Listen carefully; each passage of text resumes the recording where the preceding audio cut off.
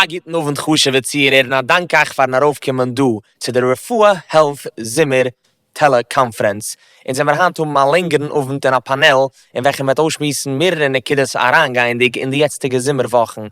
Ungeheuben für Sachen, was Menschen gehen nach durch, Sachen, was machen sich oft in der Zimmertag, in wissen, wie soll zu sagen, greider fahr, zwischen Awareness, Tipps, und also weiter. Ist takke gedei zu können verstehen, die alle Kinder sind, sie kommen zum Zimmer, wie so Menschen können sagen, auffallend, Obacht geben, und probieren die übrige man nicht, en kennen bei Ezra Hashem, wie sie Bura chum a gesinnten Zimmer, taka nur haben, aber auch sicher machen, als jeder eine bleibt gesinnt und stark, haben uns sich an du weggesetzt mit zwei von der größeren Refuah Health Experten in Mimchem, jetzt haben wir du Dr. Ari Grubner und Mark Schuster, en beide von sie redet man mit langjährige glänzende Records, wenn sie kommt, Aros zu helfen, jedem einem, heulem in sei welche Matzev, ernste mehr pushetere Fäller, en verzeiht man hanteren über a Reihe andere Nossam, wenn sie kommt zum Zimmer. Aber koidem, pusher alle Tiere sollen werden bekannt mit euch ein bisschen über wer ist, was ihr schon getan in der Vergangenheit. Ich lohne mit euch Dr. Grubner, bekannte mir sagen ein bisschen über eure Erfahrung. Shkoyach Rapini, it's an honor to be here. Thank you so much. So my name is Ari Grubner. I'm an pediatric emergency room doctor. What that means is that I'm a pediatrician, just like the pediatrician that you take your kids to, but I went back and trained in emergency medicine, and I work now in the emergency room, pediatric emergency room at Westchester Medical Center. I split my time, so I live here in Muncie. I split my time between working at Refuah in the acute care, which is our urgent care.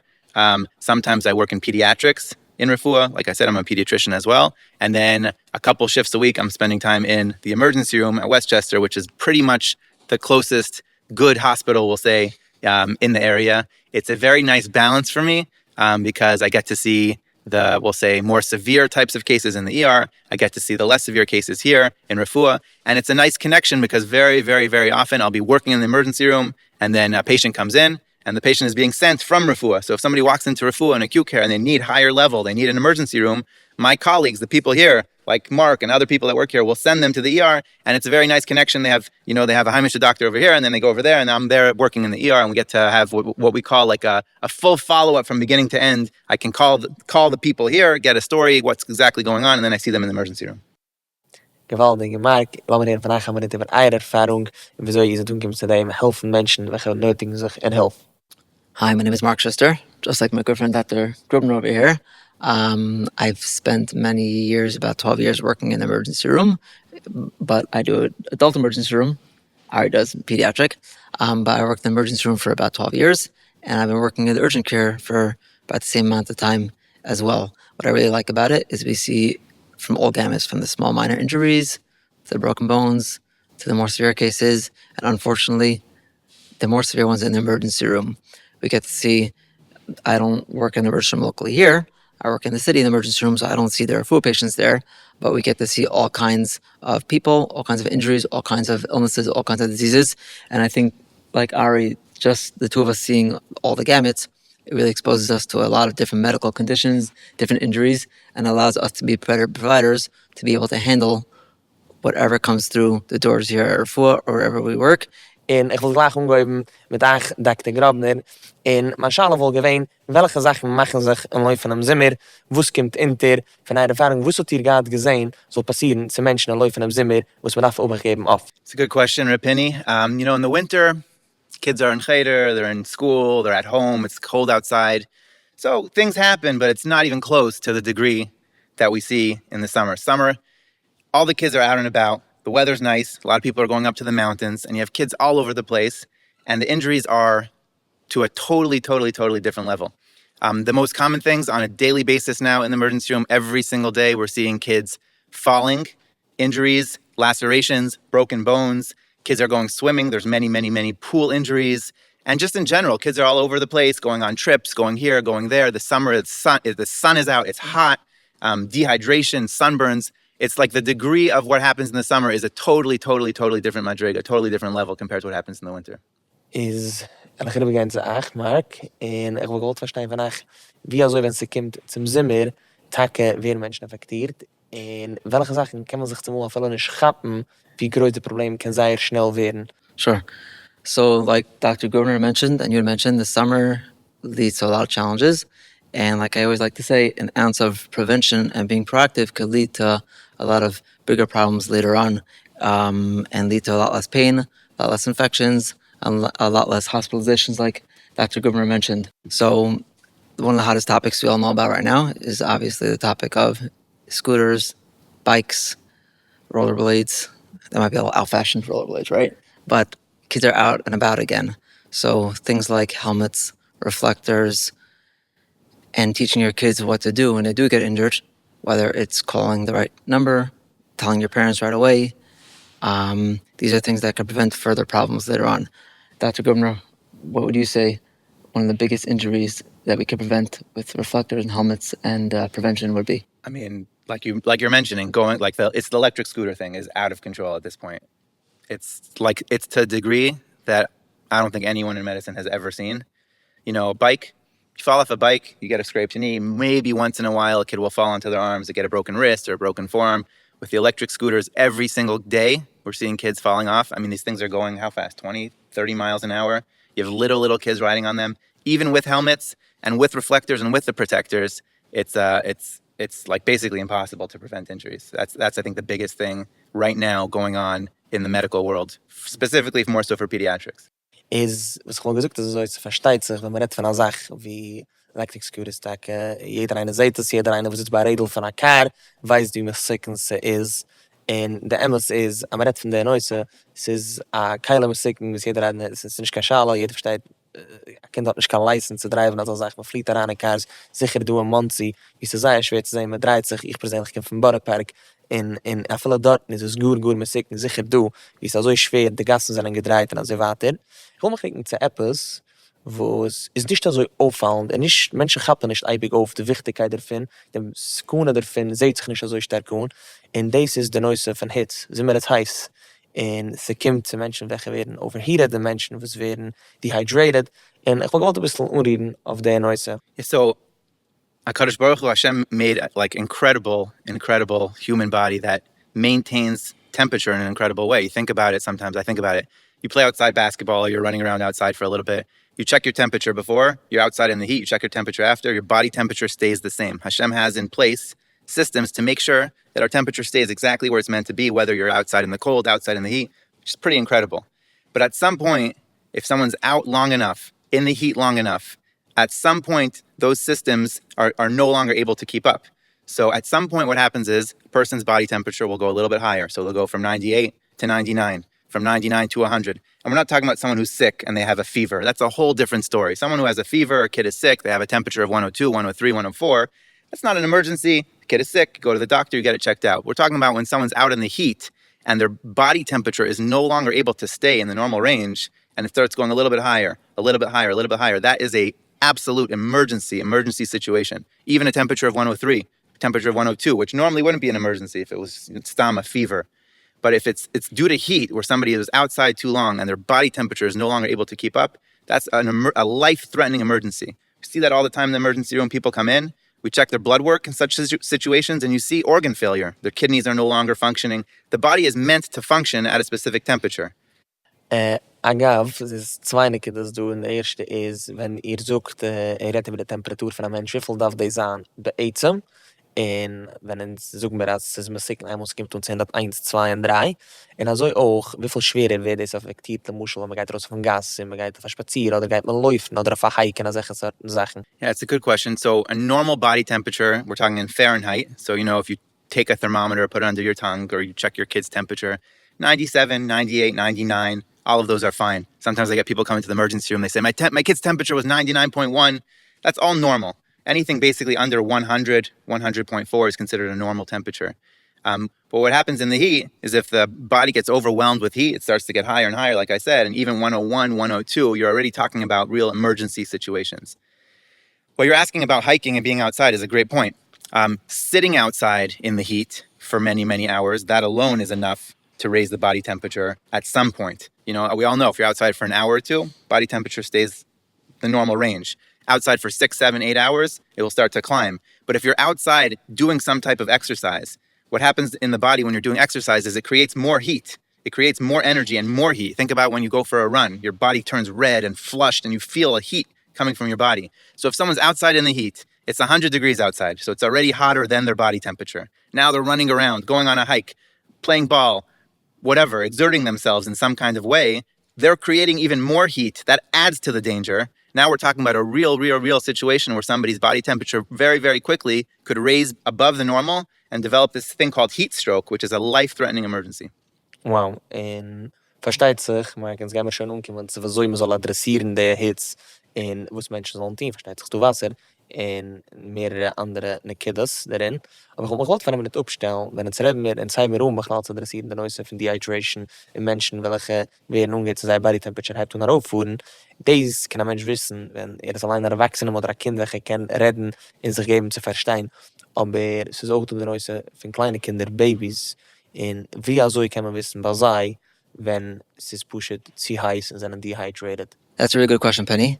Infants are very complex because, like you said, they can't talk. They can't tell you they're not feeling well. They can't tell you that they feel very schwach. One of the best things parents could do to look out for infants is see if they're having wet diapers, if they're eating normally, or if they're having tears. Normally when you cry, you have tears. Normally your child has a certain amount of wet diapers a day. But if their diapers are not wet for an extended period of time, if when they cry, it's more of just like a moan, and they can't make real tears, that's a sign of dehydration. As well, there's something called AMS, altered mental status. That means if your baby's usually very cranky, very active, and now he's not active anymore, if he usually wants to eat and he's not eating, and many other examples, if he's altered from his or her usual state of sleeping, eating, playing, whatever it is, those are all warning signs. But again, it's not just infants which are difficult, elderly, or anybody that's sick. Also, they don't react the same way a regular teenager or a regular young adult healthy would react. So if you see an elder person who seems to be a little sluggish, a little schwach, not talking as much, doesn't want to get out, it could be for many reasons. But if they're altered in any way, and no, you don't have to go around checking your neighbors if they're crying or if they're going to the bathroom, but if they're altered in any way, not acting themselves, not talking themselves, it's a great hint that something is very wrong. Jetzt versteht sich, es ist auch der Weg, wieso man kann behandeln einer, was halt schon noch ein Platz, wie schon geworden, dehydrated, es halt schon noch ein Platz, wie es an body temperature ist aufgefahren, jetzt wahrscheinlich umgekommen mit Dr. Grobner, aber inzwischen Dr. Schuster, was ich auch gewollt fragen, is Gordon call die Gesäudes. Wo soll ein Mensch stehen, kann der Tag nicht umkommen zu einem Platz, wie wer dehydrated soll nicht umkommen zum Ort, wie man darf schon behandeln eine Situation, was hat sich gemacht, nur können bleiben versichert im Lauf von der Zimmerwochen. Sure. So, again, another wonderful question. Prevention is key.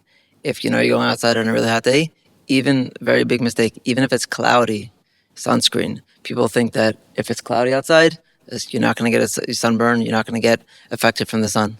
Even if it's cloudy, the rays come through the clouds and it will make you get dehydrated or gets really sick even quicker and get sunburns. So sunscreen is a big one. A cap, a hat, a visor, something to protect the sun from your head. And just drinking a lot of water, maybe even some Gatorade, but not soda. Soda is very bad for you. It dehydrates you. A lot of water, a lot of electrolytes, and constantly staying hydrated is going to prevent the dehydration state. And if you're not sure, drink some more. If you're still not sure, even drink some more. But obviously staying out of the sun and staying in the shade. And these are just a few tips to keep it from getting to the state of now we're in the emergency room, now we're at the doctor, now we're calling Monticello. Prevention is the key. By the way, I gaf da ein Stückchen Follow-up auf dem, wollt ihr gesucht, als beätzem, lass mal sagen, ob es sehr heiß, kann ein Mensch werden dehydrated. Lass mal sagen, dass es nicht du kann sein, es halt schon bei einer Schmusch, es hat vielleicht bei Nacht, ist möglich zu werden dehydrated auf eine Temperatur allein ohne Sinn. Sure, you can get dehydrated even if it's not sunny outside. It's a matter of when your storage of fluids and sugar and everything else in your body starts to go down.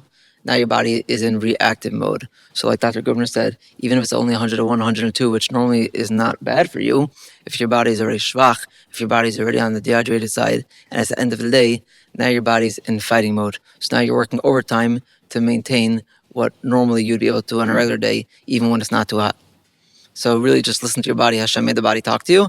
And if you're not feeling well, you're not sure, go get checked out. There's many facilities, many doctors.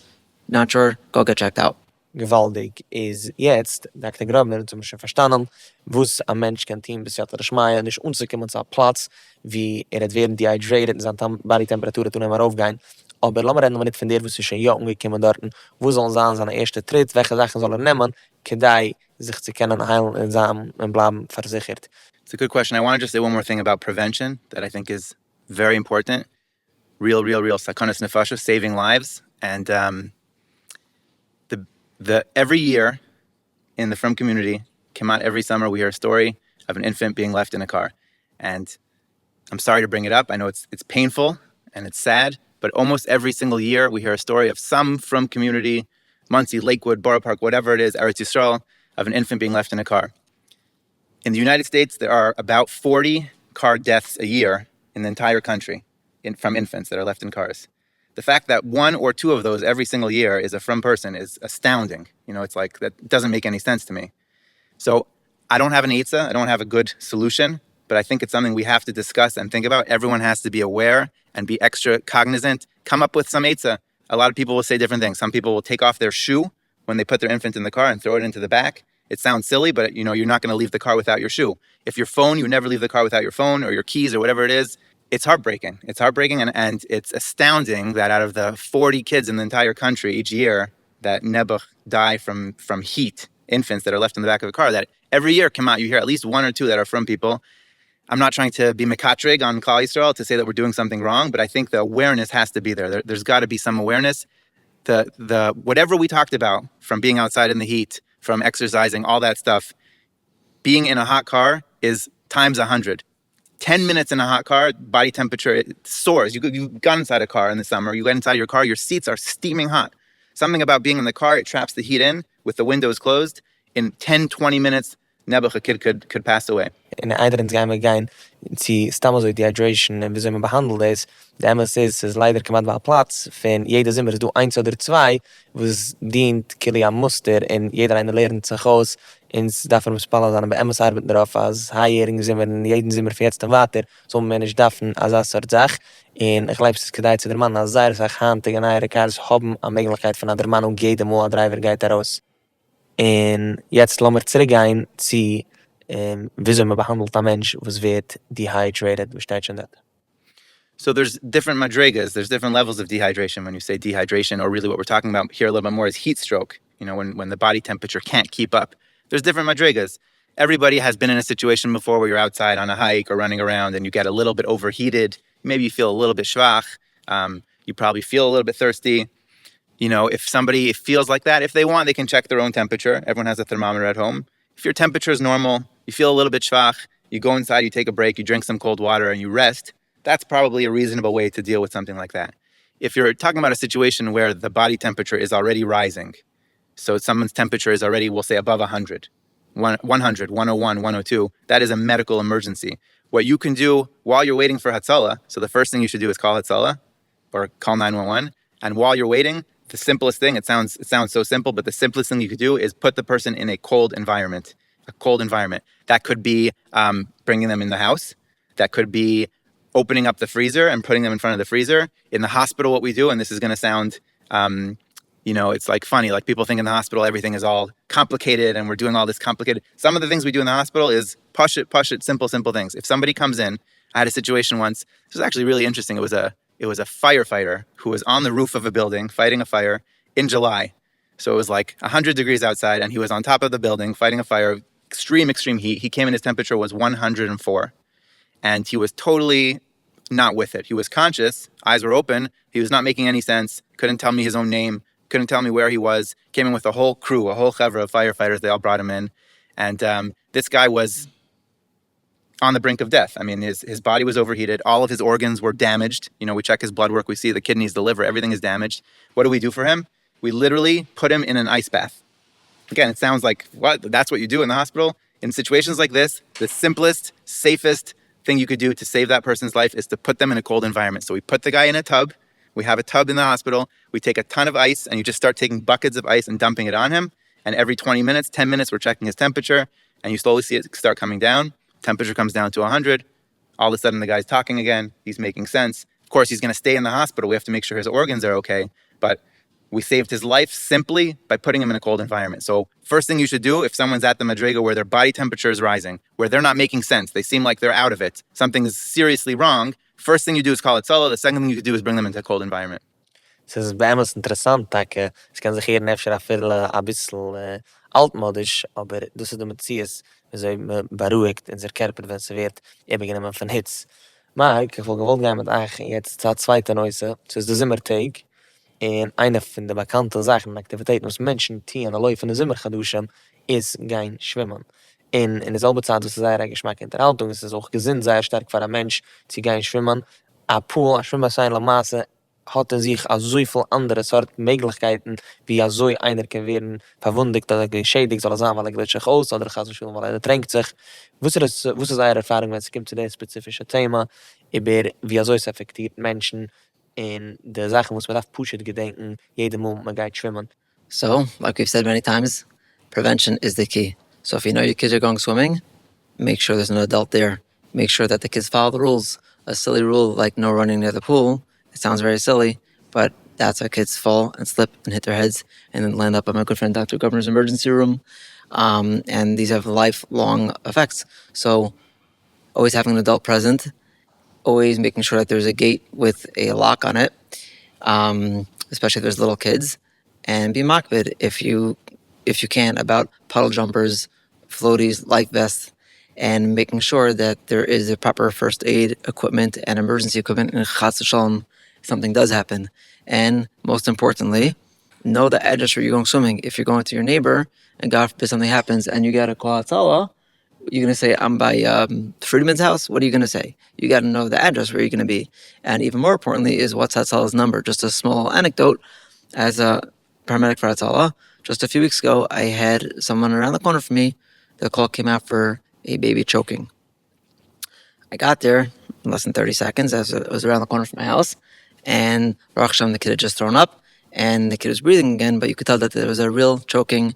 The child was completely, as we call it, floppy and lethargic. It was a real choking. Now, the interesting thing about this story is that the parents were not home and the teenager was holding the baby, but the teenager, because she was in charge and she had an emergency crisis in her hand, she actually forgot Hatzalah's number. So the 8-year-old who learned Hatzalah's number in school was the one who saved the day, because the 8-year-old ran and called Hatzalah because he had remembered it. So this works for chokings, this works for injuries, and especially by the pools. Make sure everybody knows the number to Hatzalah, whichever area you're in. Everyone knows the address where you are, and if the adult is going to be in the pool as well, make sure there's a second adult, because things happen to adults also, not just the children. So if the adult's going to go in the pool, make sure an older child, teenager, adult is there to watch even when the adult is in the pool. And another amazing thing we could do for our children is teach them, even especially our older children, lifeguarding skills, CPR, where is the AED in case chas v'shalom you need it, and that's all it takes, a minute, 2, 3, 4 minutes to get there. Is there an AED? And if there is, where is it? Everyone should know where it is. These are just some prevention tips and preventative measures we could take, and we should never need these things. But because we're going into the summer, we got to be prepared. Yeah, usually a lot of people who have pools, I don't have a pool, but a lot of people who have pools, you'll see the sign up. It says, this is the address, this is the local Hatzalah. Probably a great idea. Es hört sich da wie ein guter Gedanke, und ich glaube, als das ist etwas, was einer, was hat ein Schwimmbassin soll und kann tun. Ich kann ja wollen zurückkehren, vielleicht noch einmal, was eine Sorte Situations, Fälle für Menschen, die sind geworden geschädigt in einem Schwimmbassin, sind schon umgekommen zu euch, und wieso hat ihr das da behandelt, wo sind hintergekommen hinter der Hand. So a lot of the common injuries are children falling, breaking bones, cutting themselves on steps or on the cement or on the sides of the pool. Some of them need stitches. Some of them are just boo-boos, don't need stitches. Some of them need casts, some of them don't. But when in doubt, Baruch Hashem, there are a lot of facilities locally. Even if it's not an emergency, you need to call out or go to the emergency room. But there's a lot of facilities close by, urgent cares, acute cares, doctor's offices. Go get them checked out. Because if that cut, which you thought was nothing, turns out it needs something, now we're talking about an infected cut, an infected wound, and that's where they're going to land back in my friend Dr. Ari Gubner's emergency room and going to be a lot worse. So from a scrape to a bee bite to somebody eating something by the side of the pool and having allergic reactions, it's nothing to do with the water, but we're all there eating snacks next to the pool. If you're not sure, don't eat it. If you're not sure if you're allergic to it, if you know your child has allergies to different foods, double check it or inform them that before they're going to eat something. So it ranges anything from boo-boos to allergic reactions, which are really critical in a matter of seconds or minutes, to broken bones.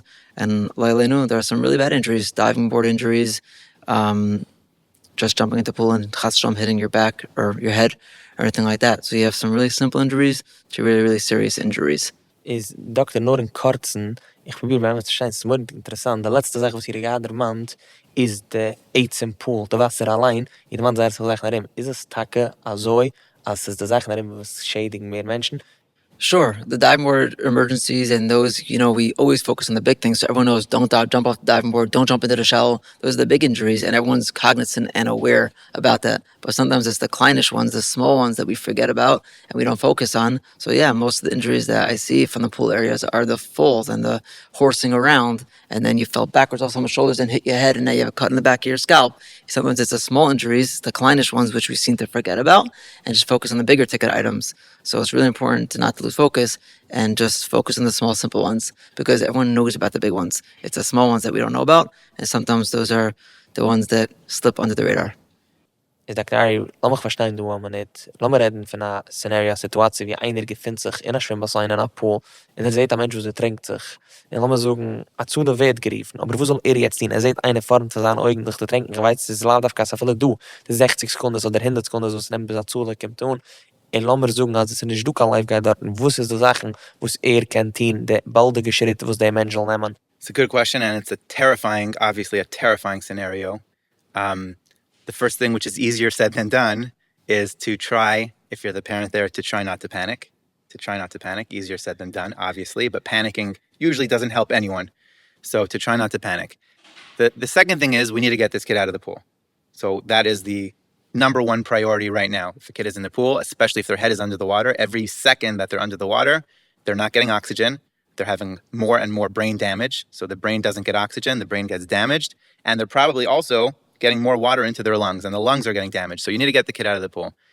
Now here it depends. Does the parent themselves know how to swim? It's not always a given. Sometimes the person who's in charge of watching, if the kid is in the 6-foot deep water, chas v'shalom, at the bottom of the water, is the parent going to know how to get them out? Is it a lifeguard, somebody who knows how to swim? That's the question. You don't want to have two patients instead of one, right?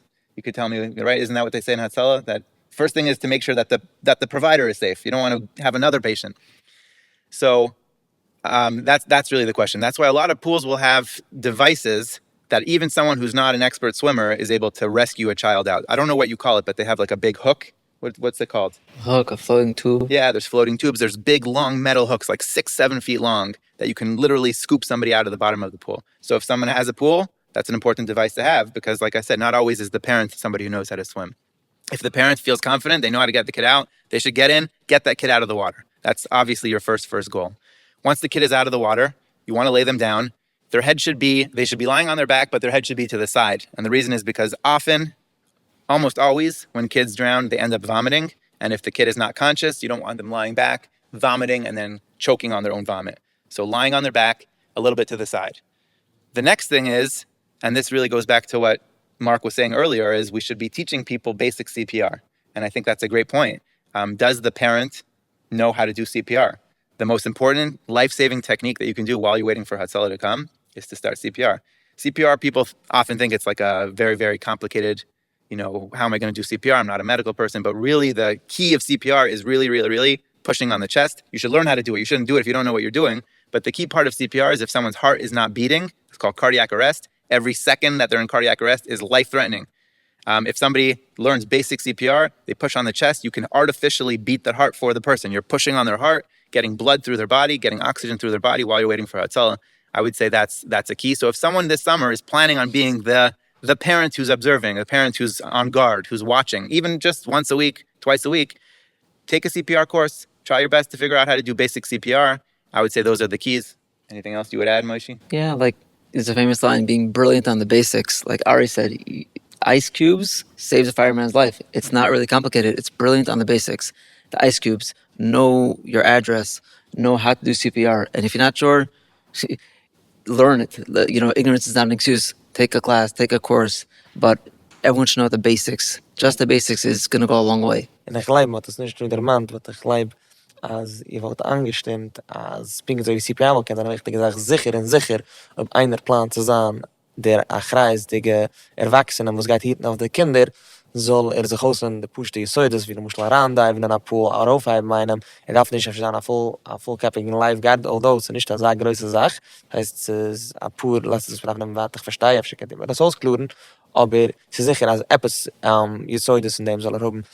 Definitely. Totally. Definitely sounds like a reasonable point and makes a lot of sense, 100%. Okay, gewaltig.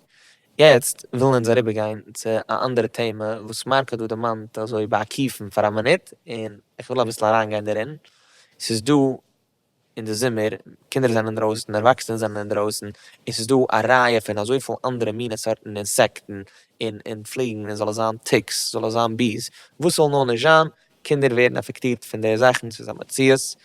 Ist, koiden kol unzuheben der Thema, wollte ich gefragt, Dr. Grabner, wussere Sort Sachen seht ihr de meeste in euer emergency room und du in Refuah, wuss seht ihr de meeste, wenn es kommt zu der Neuse? Ticks is a big one. Ticks is a big sugya related to Lyme disease. I would say that is probably the most common thing in terms of insects that people come in for is concerns about ticks, removal of ticks, concerns about Lyme disease. Second after that is probably like wasps, bees, like things like that cause stings that people are concerned about. Jetzt mag ich das nehmen in Unheiben bei Ticks. Man redt von einer Pitzkele Balchai, was ist gut schwer zu sehen, aber lassen wir gerne einen Tritt noch vor dem. Was passiert bei Ärzten mit den Menschen, die geht heran, wie schlecht kann es werden, wie sie affektiert es sein, und so auch, wie sie bemerkt man all diese Sache. Wow, I think it's a loaded question. The effects of a tick, what it could lead to. That's a hard question. Whew. All right, let's start with the basics. We don't have to get to those complications if we do our hishtadlus and catch them when it's early on. That means all little children who can't check themselves, when the mother or father bathes them, inspect from head to toe, behind the ears, by the waist area, behind the knees. Very important. I know we talk about it all the time, but the same way we can't say wear a reflector enough and wear a helmet enough, we can't say it enough times.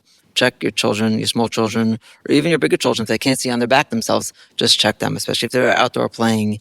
Because if you catch a tick on early, a tick when it's only on early, you can either remove it yourself, you can go to the local doctor, urgent care, acute care, emergency room, they can remove it from you, and you can save yourself a lot of problems. Now, once you're not sure how long it was in for, once you're getting the rashes, once you're getting all the other symptoms, Ari, you want to shed some light on this one?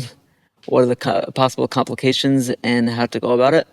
So the thing we're concerned about with ticks in this region, which is, the New York, New Jersey, Connecticut, the ticks here carry something called Lyme disease, which is a hot topic. Everybody reads about it all the time. You see it in all the magazines and everything like that. But I would say if somebody finds a tick on their child, it's not an emergency. It doesn't mean they have Lyme disease. It means they have a tick on them. For the tick to cause Lyme disease, it has to be sitting on the skin for at least a full day, for 24 hours. So if you check your children every day. I checked them last night, no ticks on their body. I checked them today, I found a tick on their body. Then 100%, that is not going to cause Lyme disease. What should you do? Take the tick off, find someone else that knows how to take the tick off, and you don't have to worry at all about Lyme disease if it's been, for sure if it's been less than 24 hours. Once you're getting to a situation where you're not sure, which is probably the more common situation. You don't know how long it's been there. I haven't checked them for a few days. I found this tick. Now we're not 100% sure. Then we do start to get worried. Could this potentially cause Lyme disease? The tick carries Lyme disease inside itself, which sounds crazy. And if the tick is inside the skin, it can transfer Lyme disease into the human being. But again, it takes at least 24 to 36 hours. So if you're not sure how long the tick's been there, you think it might have been there for a while, then we do start to worry about Lyme disease. If that's the situation, then what we do in the ER, in acute care, in the doctor's office is give one dose of antibiotics called doxycycline. It's one single dose. And people are always confused. One dose? I never heard of such a thing. Usually it's 10 days, 7 days, 14 days. The reason here is because we're giving a dose of antibiotics to prevent Lyme from infecting that person. So we found a tick. We think it might have been there for at least a day, if not more. And we're worried that maybe now there is Lyme that is going to start infecting that person. One single dose of antibiotics could prevent that infection from taking hold. And that's all you need. And a lot of people are confused about that in both directions. Some people are saying, what? I don't want to take antibiotics. I don't believe in antibiotics. It's very important to take that one dose. And a lot of people on the other end are saying, just a single dose? I want to have 14 days, 21 days. What do you mean? What if I get Lyme disease? That is the recommendation, and that's what's been proven, is if you get a single dose of doxycycline, if a tick has been on the person for a decent amount of time, that's all you need, and you should be totally fine and good to go. I just wanted to add on that. We talk about taking the tick off right away. Please, please, please, I'm begging on behalf of myself and every other provider. If you're not sure how to take a tick off, or you're not sure if you know how to, don't attempt it. Because what happens is you end up pulling off a leg or half of the stomach, and then you start coming into the clinic or the emergency room, and now there's half a stomach or the head inside the skin, and now your child is already crying and is already sore, and now we have to start doing a procedure which is not so comfortable and remove some of it, part of it, all of it, and now we're dealing with a screaming child, and it's a painful procedure. Masha Inkin, if we do it properly the first time, it's really not painful and it takes a matter of seconds. So if you're not sure, like I said before, there's a lot of facilities around, whether you're in Muncie, Brooklyn, upstate, wherever you are. Find someone competent, find a doctor's office, acute care, urgent care, and do it properly the first time. It saves a lot of problems. And then again, like Ari said, if you're not sure, there's blood tests and different things we could do on a later date. But as always, don't panic. There are mahalchim, there are ways to treat it, to prevent it, and to deal with it. En Mark, ich will bloß verstehen, wie also kann man sicher machen, probieren, ist begal möglich, nicht zu bekommen an Tic-Tac? Sure. If you know you're going to be going on a hike or in wooded areas, there's different sprays like off or bug repellent or wearing long pants. It's just some simple things you could do, wearing long sleeves. If you know you're going to be entering yourself into a situation where you possibly might get one, a little off spray, longer clothing, these are all ways to prevent it. Gewaltig. Sagte gerade, lassen wir über ganze andere Heilig, und das ist Bees und Wasps, in wie also es affektieren der Mensch. Es du zwei Chalukim. Eins, was geschieht am Mensch, ist geworden gestochen, und wie sie affektiert es, und versteht sich, wo sie kann man probieren, zurückzuhalten, finden, werden ein bisschen durch als eine Sort Flieg. Yeah, so there's really, we can divide the population into two categories: the people who are allergic to bee stings or wasp stings, and the people who are not allergic. Huge chiluk, huge difference there. Somebody who's not allergic, so it's unfortunate, it hurts, there's going to be redness, there's going to be swelling. I get people that come, you'd be surprised, people in general are surprised how people come into the emergency room for certain things. People come into the emergency room for a bee sting, which maybe you'd be surprised about, but there's nothing to do other than I do the same thing that a parent would do at home. You fill a bag of ice, I put some ice on it. That's basically it. You can give some Tylenol, you can give some Motrin if there's a lot of pain, and you basically just watch it will go down. It's unfortunate, but it's not a medical emergency, we'll say like that, in a regular healthy person. If someone is allergic to bee or wasp stings, that's a whole different story. That is a medical emergency, and not everyone will know if they're allergic or not, because they may have never been exposed before, they may have never had a sting before. But the signs of a severe life-threatening allergy is if the patient or child is having trouble breathing, if they're having huge swelling, I'm talking about not just right there, but all of a sudden their entire body or their entire arm is looking red, if they're having vomiting, those could be signs of what we call anaphylaxis, which is a life-threatening allergic reaction. And if someone is seeing something like that, and they're concerned that it could be anaphylaxis, a life-threatening emergency, they should call my friend Moishi, call Hatzalah, and Hatzalah will come and evaluate. But that is something much more concerning. So I would say, for the most part, wasp, bee stings, not geschmack, not fun, but not usually an emergency. Stimmt. Und jetzt, Mark, will ich alles verstehen, wenn sie kommt, sie sagen also wie Poison Ivy, wie sie affektiert es am Mensch, und wie also kann man das behandeln bei Ezras Hashem. So another one, besides for what Ari talked about with the bee bites and wasps, another really big one is something called contact dermatitis, which really covers a lot of things: poison ivy, poison oak, a lot of these things which we touch when we're outside in the woods, forest, or playing outside. You kick the ball across your lawn, and now you go to the bushes to get it, and now you come out and you touch something. Sometimes you don't even know right away. It's only a few hours later, and you realize you're scratching and your face is all blown up. So very important when you come in from playing outside, soap and water. Sometimes a simple thing like soap and water can prevent that poison, ivy, oak, or whatever it is from spreading. And if you do start to get itchy after you touch something, go with the basics again. Some Benadryl. Ask your parents. Your parents, well, I'm sure know how to dose it for you. And if not, they'll phone a friend or a doctor or somebody else. But poison ivy is really, really big. And again, prevention. If you know you have poison ivy around your house and your kids are playing, they sell in every Home Depot, Lowe's, every store, the poison ivy spray. Spray, because I guarantee you, I've had it with my own children, we've all had it. One child with poison ivy can wreak havoc on your house for a week. Their face is blown up, they're scratchy, they're uncomfortable, they're in your bed all night. It's really not geschmack. So spray around your house, wash hands, soap and water after you come in from playing, even if you're not going to eat supper. And if you're not sure, go to one of the local clinics, because if you catch it when it's small, there's steroid cream, there's different things we can give you before, again, we'll end up visiting Dr. Governor in the middle of the night. Arangeindig mehr weiniger in unser letzte Neuse, was is Cars und Accidenten. Der Metzies ist jeden einzigsten Zimmer, hört man von Menschen, jeden Tukemat in kleinere, zu größere Accidenten, genüge noch leider endigen sich mit Fatalitäten. Wie viel hört man dem in jenem, hat es leider nicht rausgemacht von Accidenten, der läuft in der Zimmerwachen. Und viele, was haben das Jahr rausgemacht, sind verwundet geworden auf aggresseren oder kleineren Vernehm, soll es sein der Erwachsenen in der Kar, soll es sein Kinder, is, ich wollte teilen die Schale bei Eizem mit 2, und ich wollte umgehen mit Mark, und die Schale bei Eizem is, koidem kol, was für eine Sort geschehen ist natürlich schon gesehen, wenn sie kommt zu Accidenten, welche Sachen, dann ist reinkommen zu Tacke von Accidenten, wie ernst kann es werden? The severity of injuries really vary from minor fender benders to chas v'shalom, really, really, really bad injuries. Hopefully this summer we'll have zero of any kind, Mirz Hashem. But let's just start with the basics for you to know. If you're in an accident and you think you're hurt, you're not sure you're hurt, you call Tzala, you call 911. If you think you're hurt, don't get out of the car. Stay where you are. The first responders and rescuers will come help you. Yes, you could check on, make sure everybody else in your car is okay. But if you yourself think you're hurt, just stay where you are. If there's a danger, you smell smoke, fire, there's wires, things like that, that's a whole separate parsha. But if you're hurt, stay where you are. People will come to rescue you. People will come to help you. If you have children in your back seat, if you have children in your car, check on them, make sure they're okay. But we start with ourselves. Safety starts with you. If you run out into the, unfortunately, we hear every year, you get into an accident and you open your car door and on the highway and unfortunately someone clips you on the way out. Just stay where you are. Obviously, make sure your car is safe if you could. Check with your local police department, but maybe move to the side of the road so you're not blocking traffic and making a balagan. But get to a safe area and stay where you are and let the rescuers and 911 and Atzala do what we have to do.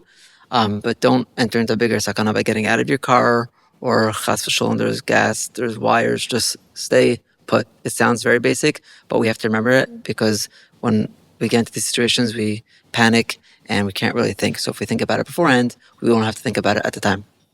Gewaltig. Jetzt, Dr. Ari, lass mich noch verstehen, ein bisschen tritt tiefer, du.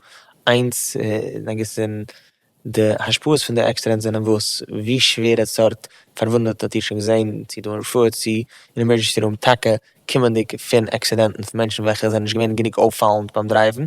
Und die kümmendige Frage ist, Tacke, wo kommen Jotim, wie woher soll Menschen Tacke sein, über Kleinigkeiten oder größere Kiddes, Tacke, wenn sie kommt zum Sitzen beim Rädel von der Car.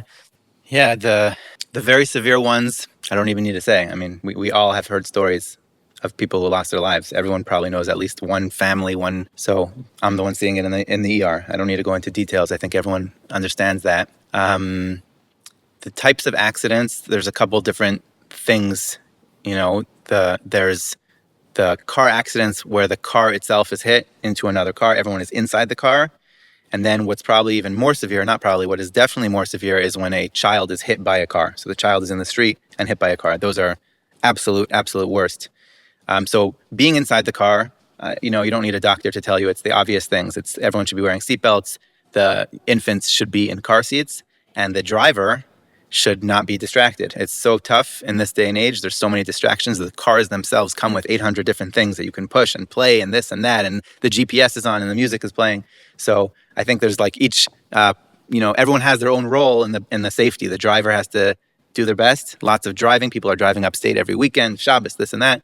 Driver not being distracted, the children being in the proper car seats and having their seatbelts on. It's obvious. It's the ABCs, but that's really the I forgot, I had a story recently. I had a guy last week, an 18-year-old guy, who was driving upstate, and it was 6 o'clock in the morning. I don't know exactly what the story was. Maybe he was going to work. He fell asleep at the wheel on the highway. His car veered off, flipped over, and ended up in between the two sides of the highway. And he walked into our emergency room talking, totally fine. We got all the images, the x-rays, the CAT scans, blood work. He was totally fine. He left 2-3 hours later. His parents couldn't believe it. Like, how is it possible? The car was totally wrecked. He was wearing a seatbelt. If he wouldn't have been wearing a seatbelt, I told him this, he would have been dead. 100% would have been dead. He would have been ejected out of the car, flown out of the car, and he wouldn't be alive. So, sounds pashut. You don't need me to say it. Everybody knows it. I know it. You know it. We all know it. But wearing seatbelts, simple ABCs, not being distracted, all that. But the part of it of children in the street, that's a big issue. That's a big issue. And those injuries are usually a lot worse than the car accidents where one car hits another car or one car hits into something else. Same thing. I think the prevention is the ABCs.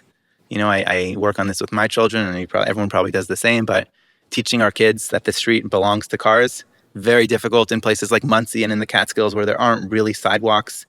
But it's like, kids get used to just like running across the street, and they're going to see their friends, and they're not necessarily checking both ways. So simple things, teach your kids, you have to check both ways. The street belongs to cars. Simple things like that, I think, can go a long way. I just wanted to add on to what Ari was saying. You asked before the various kinds of injuries. Sometimes, like we discussed before, when you're in shock, you don't realize what's going on. Sometimes you don't realize right away how bad the injuries are. Just about 2-3 weeks ago, I responded to a call where someone was hit by a car on a bike, and he was wearing a helmet, thankfully, and his head hit the windshield, and he had no headache, and there was a big spider web on the windshield. He didn't want to go to the hospital, and everyone was like, oh, great, he's wearing a helmet, he's safe. We convinced him to go to the hospital.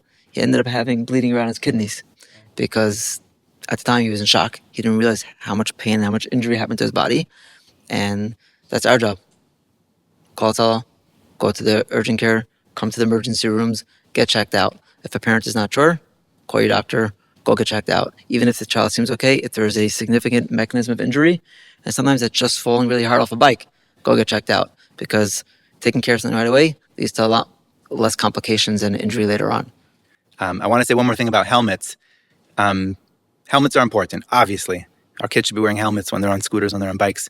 With the new electric scooters, the helmets are not designed for kids who are going 30 miles per hour.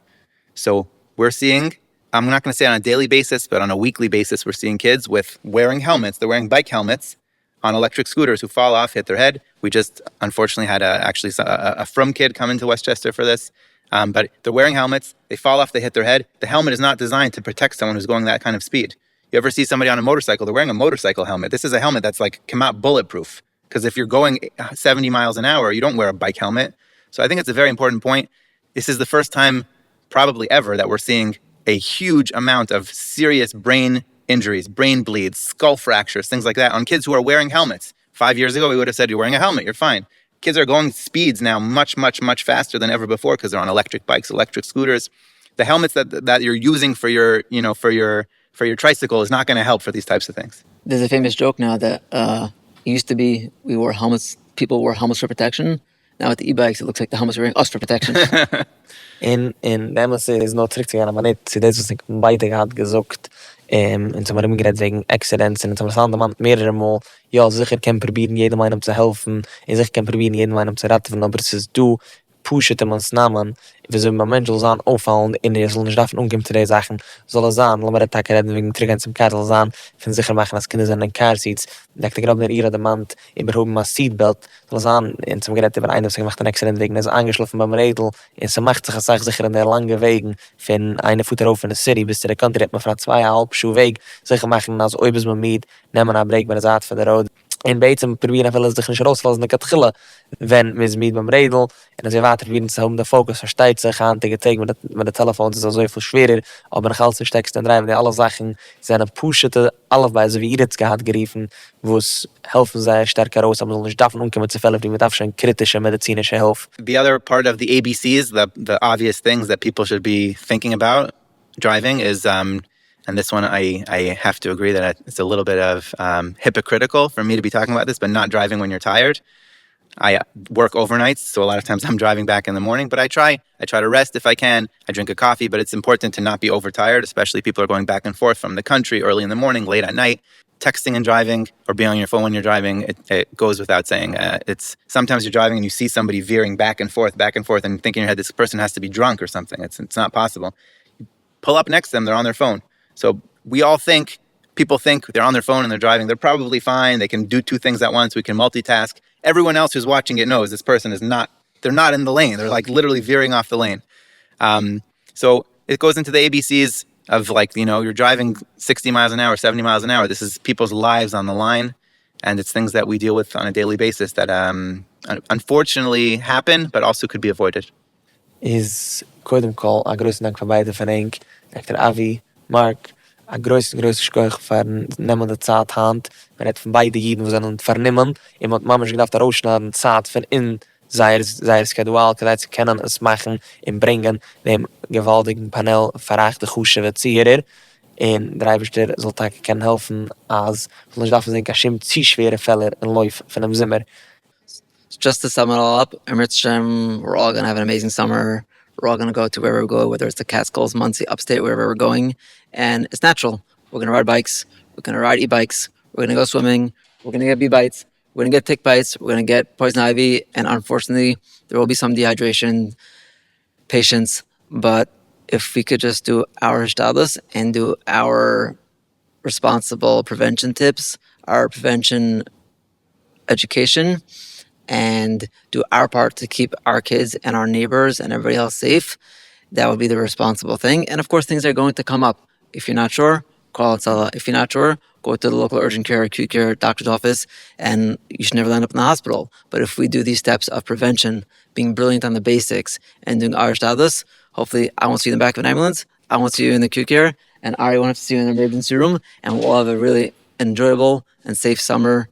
Yeah, summer is a time for having fun. It's a time for being outside. The weather's nice. Hashem wants us to enjoy his world. We're not meant to, the point of this is not that everyone should be inside and terrified of what's going to happen. The point is to have fun. I have fun with my kids. We go out. We have a great time.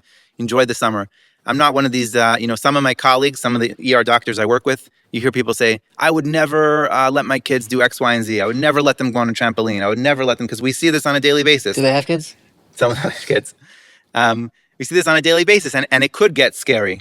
But I think part of living life is that there has to be a balance. The answer is not, don't go swimming, don't go on a trampoline, don't do anything fun, just sit inside and play chess the whole summer. The point is to have a good time, but sometimes it's literally 1 second, one tiny little thing that can ruin a person's life. It's like, I see it in the emergency room, you see someone and it's like, that one split, if they would have been 1 foot off, they would have been 1 foot off the street or 1 foot out of the pool, like one tiny little thing, their whole life would have been different. And now they're going to live with devastating, life-altering effects for the rest of their life. It's like, so I think that's the takeaway point, is to do everything, to have a good time, but to think ahead, to do it in a seichel way where you don't want to have to regret it for the chas v'shalom for the rest of a person's life if something horrible would happen. Everybody enjoy the summer, have a great time, and we hope to not see any of you in the emergency room this summer. Gewaltig, in also wie mit anderen Mann mehrere Mal zurückhalten, sein auffallen, in Gedenken, die alle kleine Kinder, man tut nicht der Mann gut nicht, wo es man darf, in Englisch, man rocket science, kadai, es hat ihn alle sehr pushet an die Kids, wo es man trägt die übrige Minute, man spürt sich eigentlich nefisch, wo es kann begleiten der Mensch auf Jahren lang.